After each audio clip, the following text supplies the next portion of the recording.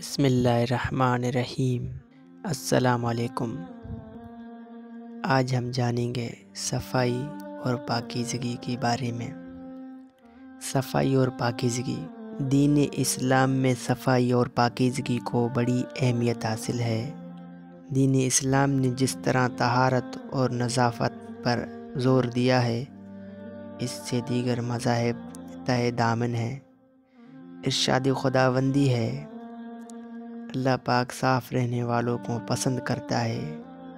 حق تعالیٰ شانہ نے اپنے محبوب پیغمبر صلی اللہ علیہ وسلم کو پاکیزگی کی اختیار کرنے کا حکم دیا۔ اے محبوب پیغمبر، اپنے کپڑے صاف رکھیے۔ چنانچہ میرے مدنی آقا صلی اللہ علیہ وسلم خود بھی پاک صاف رہتے اور صحابہ اور صحابیات کو بھی پاکیزگی کا تعلیم دیتے۔ آپ صلی اللہ علیہ وسلم ظاہری اور باطنی طہارت و نظافت کے لحاظ سے ساری امت کے لیے بہترین مثال ہیں۔ آپ صلی اللہ علیہ وسلم ہمیشہ پاک صاف لباس پہنتے تھے۔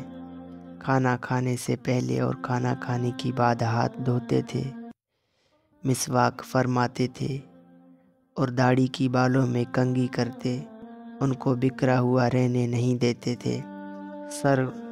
سر میں تیل کا استعمال بھی فرماتے۔ جمعہ کی روز غسل کرنے کی تلقین فرماتے۔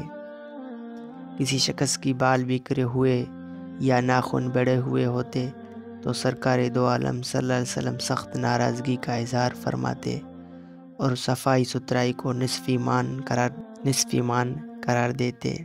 نبی کریم صلی اللہ علیہ وسلم کا ارشاد ہے، جب تم میں سے کوئی اپنی نیند سے بیدار ہو تو اپنا ہاتھ پانی کی برتن میں نہ ڈالے یہاں تک کہ اسے 3 مرتبہ دھو لے، کیونکہ وہ نہیں جانتا کہ اس کی ہاتھ نے کہاں رات گزاری ہے۔ اگر میں تعلیمات اسلام کی روشنی میں یوں کہوں تو بے جان ہوگا کہ طہارت و نظافت دین اسلام کا جز لائق ہے۔ صفائی مسلمان کا بنیادی صفت ہے۔ پاکیزگی اللہ تعالیٰ کا قرب کا ذریعہ ہے، مخلوق خدا میں محبوبیت کا سندیسہ ہے، بیماریوں سے محفوظ رہنے کا عندیہ ہے۔ سب سے بڑھ کر رسول کریم صلی اللہ علیہ وسلم کا طریقہ ہے، جس کی بغیر نماز جیسی عظیم الشان عبادت ناقابل قبول ہے، حج جیسی سعادت آسماں نامنظور ہے، قرآن جیسی عظمت والی کتاب کا چھونا حرام ہے۔ اس لیے ہر مسلمان مرد عورت پر لازم ہے کہ ہر وقت اور ہر طرح اپنے آپ کو، ظاہر کو، باطن کو، بچوں کو، گھر کو، راستوں کو پاک صاف رکھے۔